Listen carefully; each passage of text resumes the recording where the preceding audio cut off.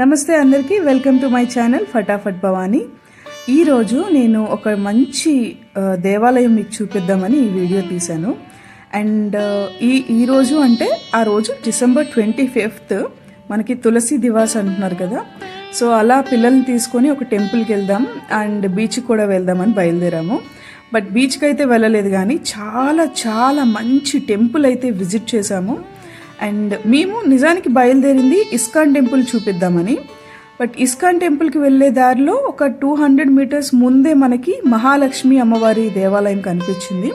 And బయట నుంచి ఒక చిన్న గ్లాన్స్ అటువైపు చూడగానే లోపలికి వెళ్ళిపోవాలి అనిపించింది, అంత బాగుంది.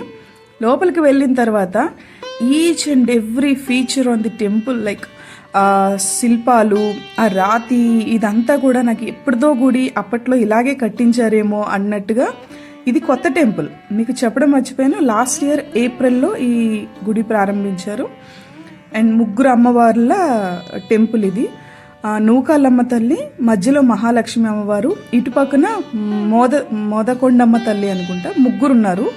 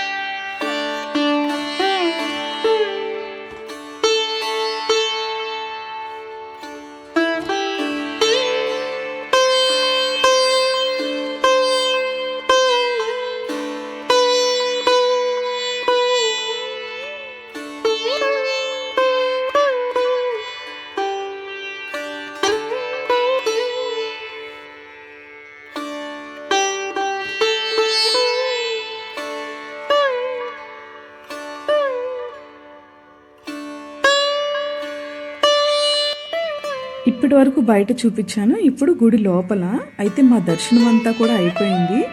మళ్ళీ ఒకసారి వీడియో కోసం తీద్దామని లోపలికి వచ్చాము. ఇక్కడ ఆది మా అత్త కొడుకు దండం పెట్టుకుంటున్నాడు.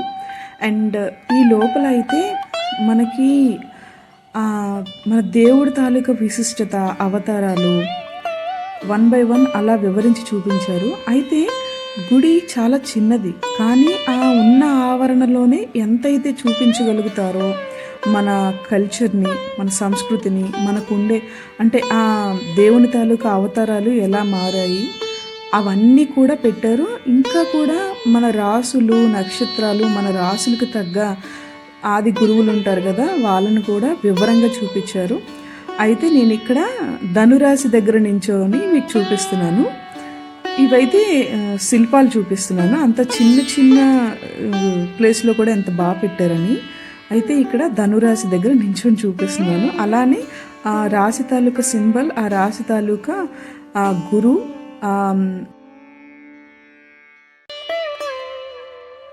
ఎలా అంటే కరెక్ట్గా వివరంగా పెట్టారన్నమాట.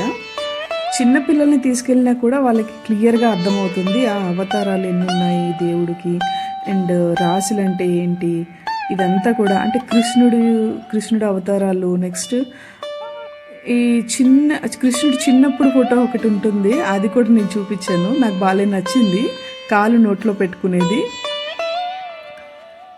మీరైతే చూసేయండి.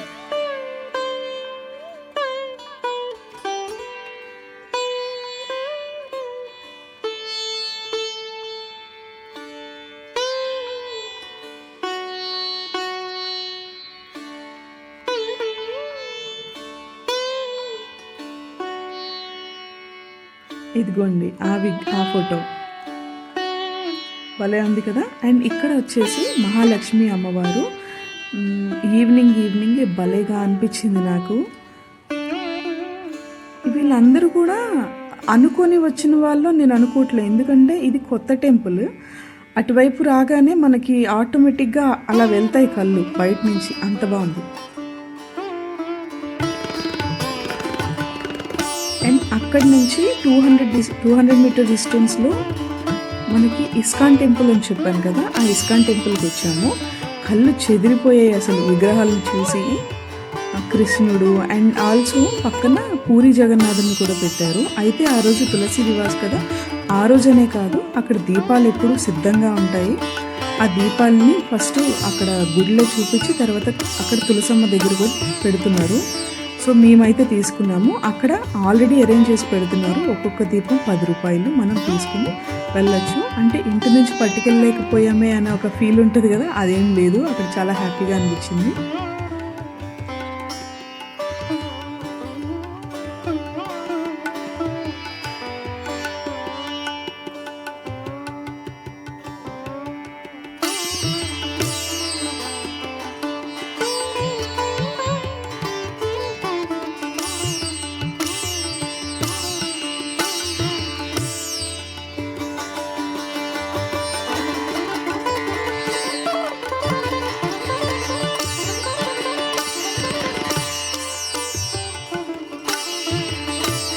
ఇది ఇస్కాన్ టెంపుల్లో ఒక పార్టీషన్ మాత్రమే. పక్కన చాలా పెద్ద బిల్డింగ్ ఉంది, అది యాక్చువల్ టెంపుల్. అది నెక్స్ట్ ఇయర్ కంప్లీట్ అవుతుందంట. స్టిల్ వర్క్ పెండింగ్ ఉంది. అంటే విగ్రహాలు, పాదాలు అవన్నీ కూడా ఇంకా పెట్టేది పెండింగ్ ఉంది అని చెప్పారు మేనేజ్మెంట్. అండ్ నేను రాజమండ్రిలో చూశాను ఇస్కాన్ టెంపుల్. మనం చేసే కార్యాల బట్టి మన తర్వాత లైఫ్ ఎలా ఉంటుంది అనే ఒక బ్రీఫ్ ఎక్స్ప్లెనేషన్స్ ఉంటాయి కదా, అలానే పెడతారంట ఇక్కడ కూడా. సో మోస్ట్లీ ఎక్కడైనా ఇస్కాన్ టెంపుల్ సిమిలర్గా ఉండొచ్చు కదా. అది స్టార్ట్ అయిన తర్వాత నేను ఆ వీడియో మీకు చూపించడానికి ట్రై చేస్తాను. Thank you for watching my videos. Please like.